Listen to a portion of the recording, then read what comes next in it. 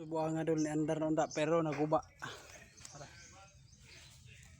Ni andar na unta pero ako man ako ayo diri sa wiring makina. Pero ang spring niya sa sulod kay mao man katong nasunog dul.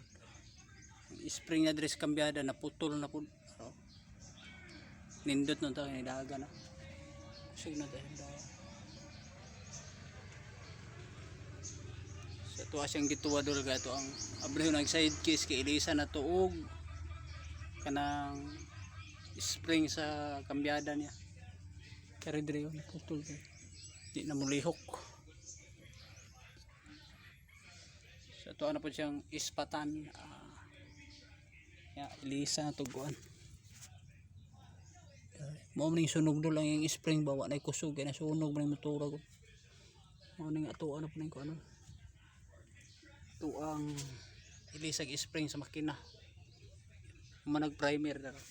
Kumana siya primer ato na lang ning pinturahan. Diba?